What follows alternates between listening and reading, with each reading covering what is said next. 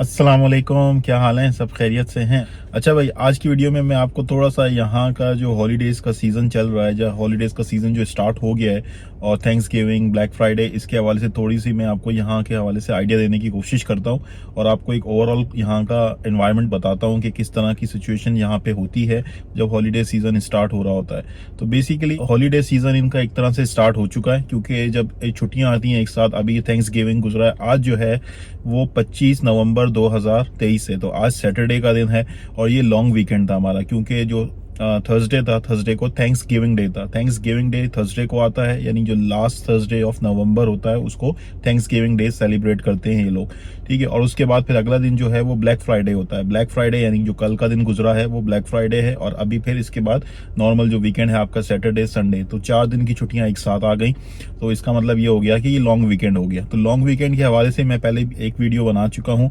अगर किसी ने देखनी है तो वो जाके चैनल के ऊपर चेकआउट कर सकते हैं, और मैं उसका लिंक भी दोबारा शेयर कर दूंगा। तो लॉन्ग वीकेंड है, लॉन्ग वीकेंड जब होता है तो आप अपनी छुट्टियों को ज़्यादा बेहतर तरीके से एंजॉय कर सकते हो, और क्योंकि आपको एक साथ जो है वो 3 से 4 छुट्टियां मिल सकती हैं जब लॉन्ग वीकेंड आता है। क्रिसमस तो डेट फिक्स है, लेकिन अगर क्रिसमस का हॉलीडे भी वीकेंड के ऊपर आ रहा है तो उसकी छुट्टी भी वो ज़ाया नहीं करते, तो उसकी छुट्टी भी वो आपको एक दिन बाद दे देंगे, यानी मंडे को दे देंगे, तो वो छुट्टी जो है वो आपको अगले दिन मिल जाएगी। तो आपका जो भी पब्लिक हॉलीडे होता है अगर वो वीकेंड को पड़ जाए, मिसाल के तौर पर, वैसे तो इनका सेटअप इस तरह से है ही नहीं, ठीक है, लेकिन जो जिसमें डेट फिक्स है, जिसमें क्रिसमस की मैंने बात की, तो जहाँ पे डेट फिक्स है तो वहां पे वो छुट्टी आपको फिर अगले दिन मिल जाएगी, ताकि आपका जो वीकेंड की छुट्टी वो तो रही रही, और इसके अलावा जो पब्लिक हॉलीडे है उसकी भी छुट्टी आप इंजॉय कर सको। लेकिन इसके अलावा जितने भी बाकी हॉलीडेज हैं वो आपको मिलेंगे एक पर्टिकुलर डे के हिसाब से, यानी कि वो थर्सडे यानी वो फ्राइडे के हिसाब से मिलेंगे या मंडे के हिसाब से मिलेंगे, ठीक है। जैसे ये थैंक्स गिविंग डे है तो ये थर्सडे ऑफ नवंबर होता है, उसके बाद फिर ब्लैक फ्राइडे का भी ऑफ हो जाता है, तो ये एक लॉन्ग वीकेंड बन जाता है। इसी तरह से मेमोरियल डे है या लेबर डे है, वो एक होता है लास्ट मंडे। जो मेमोरियल डे है वो लास्ट मंडे ऑफ मई होता है, और जो लेबर डे है वो फर्स्ट मंडे ऑफ सितंबर होता है। तो यू कैन इमेजिन कि इन्होंने डेट नहीं फिक्स की है, इन्होंने डे फिक्स कर दिए ताकि वो आपका जो लॉन्ग वीकेंड हो जाए और आपकी छुट्टी जाया ना हो। अच्छा, ये तो हो गई लॉन्ग वीकेंड के हवाले से थोड़ी सी इंफॉर्मेशन या थोड़ी सी बात। इसके अलावा जो हॉलीडे सीजन है वो अब स्टार्ट हो गया, और हॉलीडे सीजन जब स्टार्ट होता है तो यहाँ पे सेल्स भी लगना शुरू हो जाती हैं, और खासकर जो थैंक्स गिविंग के बाद जो ब्लैक फ्राइडे आता है और थैंक्स गिविंग के आते ही जो सेल्स का सीजन है वो भी स्टार्ट हो जाता है, ताकि लोगों को जो है वो ज्यादा से ज्यादा फैसिलिटेट किया जाए शॉपिंग के हवाले से। कुछ लोगों का इसके हवाले से एक मुख्तलिफ कॉन्सेप्ट भी हो सकता है कि ऑब्वियसली यहाँ पे ये इनका सीजन है तो लोग यहाँ पे थोड़ा सा ट्रिक करने की कोशिश कर रहे होते हैं, जो बिजनेस ओनर्स हैं या जो आउटलेट्स हैं, तो वो ट्रिक कर रहे होते हैं शायद वो, तो ये एक ओपिनियन हो सकता है। लेकिन मेरे हिसाब से जो मेरा अपना पर्सनल एक्सपीरियंस रहा है वो वाकई में सेल्स होती हैं और बहुत जबरदस्त किस्म की डील्स आती हैं ब्लैक फ्राइडे के ऊपर, थैंक्स गिविंग के ऊपर। इसके बाद अब ये साइबर मंडे आएगा, जो आने वाला मंडे है ये साइबर मंडे कहलाता है। तो अब ये इनका हॉलीडे का सीजन स्टार्ट हो चुका है, क्योंकि अभी थैंक्स गिविंग है, थैंक्स गिविंग ब्लैक फ्राइडे हो गया, और इसके बाद फिर जो दिसंबर स्टार्ट होगा, 24 दिसंबर से क्रिसमस ईव, 25 दिसंबर को क्रिसमस डे, और उसके बाद फिर न्यू ईयर, तो न्यू ईयर की छुट्टी भी होती है। तो ये सारा जो इस टाइम से जो आगे जितना भी सिलसिला शुरू होता है ये सारा इनका हॉलीडे सीजन स्टार्ट हो जाता है, और इसमें लोग फिर अपनी हॉलीडेज भी इंजॉय करते हैं, और जिन्होंने वेकेशंस लेनी होती हैं, जो काम कर रहे होते हैं, तो वो मोस्टली जो है इसी टाइम के अंदर अपनी वेकेशंस लेते हैं। इसको यहाँ पे एक तरह से हॉलीडे सीजन कहते हैं, और लोग यहाँ पे अपनी वेकेशंस या हॉलीडे इस टाइम के अंदर इंजॉय कर रहे होते हैं, क्योंकि बहुत सारे त्यौहार भी आ रहे हैं, न्यू ईयर भी आ रहा है, और ये सारी चीजें फिर लोग साथ मिला के जो है अपनी हॉलीडेज भी इंजॉय कर रहे होते हैं। ये एक मुझे ओवरऑल आइडिया हुआ है इतने सालों के एक्सपीरियंस के बाद, और ऑब्वियसली इसको हॉलीडे सीजन कह ही रहे होते हैं, तो इसी वजह से ये सारी चीजें मुझे समझ में आती हैं। अच्छा, अब जब हॉलीडे सीजन का स्टार्ट हो गया है तो अब लोगों को शॉपिंग्स करनी होती है, ठीक है, तो लोग शॉपिंग बहुत ज्यादा करते हैं, ठीक, और इस चीज एक तरह से शॉपिंग सीजन भी आप कह सकते हो। तो ये एक शॉपिंग का सीजन है, तो जब शॉपिंग का सीजन आ गया तो अब आउटलेट्स को पता है कि यार ये अब हॉलीडेज हैं, शॉपिंग का सीजन है, वो लोग जो है वो डिफरेंट डील्स लेके आते हैं, डिफरेंट डील्स इस पीरियड ऑफ टाइम के हवाले से उनके पास डिफरेंट डील्स होती हैं। जैसे ब्लैक फ्राइडे के ऊपर मैसिव डील्स लगती हैं, अगर आप थोड़ा बहुत भी इंटरनेट पे रिसर्च करें तो आपको समझ में आएगा कि यार ब्लैक फ्राइडे के ऊपर जो है वो अच्छी खासी डील्स लगती हैं। और कुछ लोगों ने शायद यूट्यूब के ऊपर वीडियोस भी देखी होंगी, जो एक केओटिक किस्म की सिचुएशन कुछ आउटलेट्स के ऊपर या कुछ ब्रांड्स के ऊपर हुई होगी, जिसमें लोगों ने बिल्कुल धावा बोल दिया, क्योंकि अंदर स्टोर्स के अंदर पहले सेल्स लगा करती थी ज्यादातर, अब तो ऑनलाइन का सिस्टम बहुत ज्यादा हो गया है पोस्ट कोविड, लेकिन जब स्टोर्स ओनली सेल्स होती थी, यानी जो पहले आया पहले पाई वाली बुनियाद की उसके ऊपर होती थी, बेसिस के ऊपर होती नहीं, लोग फिर लाइनें लगाया करते थे और बहुत लंबी लंबी क्यूज लगती थी। मुझे भी याद है कम से कम 2 दफा तो मैंने भी जो है वो लाइन लाइनों में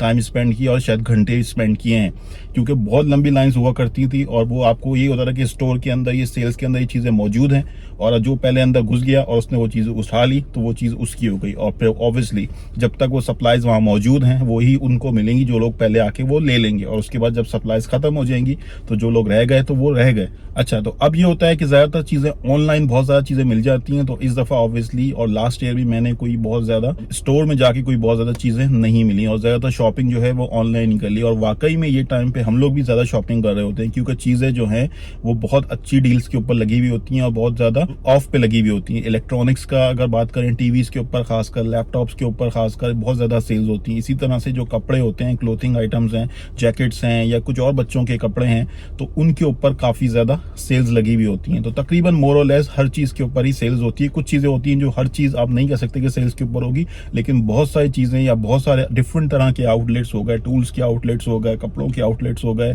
शूज़ के हो गए या इलेक्ट्रॉनिक्स के आउटलेट्स हो गए, जैसे बेस्ट बाय है, ये लोग बहुत ज़्यादा सेल्स लगा रहे होते हैं और उनकी बहुत सारी चीज़ें बहुत अच्छी अच्छी डील्स के ऊपर आ रही होती हैं। तो ये जो टाइम है नवंबर के एंड का, ब्लैक फ्राइडे से स्टार्ट होने से तो कुछ दिन पहले और फिर दिसंबर के एंड तक आप कह सकते हो कि सेल्स का एक तरह से सीजन होता है। हॉलीडे का सीजन है तो यहाँ पे शॉपिंग बहुत ज्यादा हो रही होती है। तो यहाँ से ये सारी चीज देख के ये समझ में आता है कि जो यहाँ के बिजनेस ओनर्स हैं या यहाँ के जो आउटलेट्स हैं वो लोगों को एक तरह से फैसिलिटेट कर रहे हैं, उनको सेविंग्स दे रहे हैं, क्योंकि हॉलीडे का टाइम है, उनके त्यौहार आ रहे हैं, तो ये सारी चीज़ों को वो बेहतर तरीके से सेलिब्रेट कर सकें। तो वो सेविंग्स जो मिल रही हैं, जो डील्स मिल रही हैं, वो लोगों को फ़ायदा पहुंचाती हैं। तो ये जो एक तरह से जो फैसिलिटी प्रोवाइड की जाती है आउटलेट्स की तरफ से, बिजनेस ओनर्स की तरफ से, ये बहुत ज़बरदस्त किस्म की एक चीज़ है और मेरे हिसाब से ये अच्छी चीज़ है। कुछ लोग इसको नेगेटिव भी कह सकते हैं कि यार वो लोग जो हैं वो अपनी चीज़ों को बेचने के लिए जो है वो डिफरेंट ऑफर्स लगा रहे होते हैं, तो इससे फ़ायदा तो उनको डेफिनेटली हो रहा है, क्योंकि सेल्स जो है वो मैसिवली इंक्रीज हो जाती है, सेल्स बहुत ज़्यादा इंक्रीज हो जाती है। सो डेफिनेटली जो बिजनेस ओनर्स हैं, जो आउटलेट्स हैं, जो ब्रांड्स हैं, उनको फ़ायदा तो होता ही है, क्योंकि उनकी सेल्स बहुत ज़्यादा बढ़ जाती है। लेकिन उसके साथ साथ कस्टमर्स हैं, उनको भी फ़ायदा हो जाता है कि उनको अच्छी डील्स मिल जाती हैं। और उसका एक नुकसान ये भी हो सकता है कि आपको बहुत ज़्यादा अच्छी डील्स मिल रही होती हैं, तो आपको एक तरह से जो आपकी जो नेचर है वो उसमें लालच आ जाती है, यार मैं भी ये भी ले लूँ, ये भी ले लूँ। तो कभी कभार ऐसा होता है, या मेरे साथ भी ऐसा हुआ है कि बहुत दफ़ा ऐसी चीज़ें भी बाय कर लेते हैं जिनकी उस वक्त ज़रूरत नहीं होती, सिर्फ इस आइडिया के तहत या सिर्फ इस लालच में कि यार ये अच्छी ऑफर है, अच्छी डील है, सस्ती मिल रही है, इसको लेकर रख लेते हैं, फिर कभी किसी को दे देंगे या खुद यूटिलाइज कर लेंगे। तो इस तरह की चीज़ें पॉसिबल हैं। लेकिन अगर मैं इसका एक ओवरऑल आइडिया देखूँ तो जो कस्टमर्स को जो फैसिलिटेट किया जाता है, जो कस्टमर्स को सेविंग पास ऑन की जाती है, ये बहुत ज़बरदस्त किस्म की चीज़ है।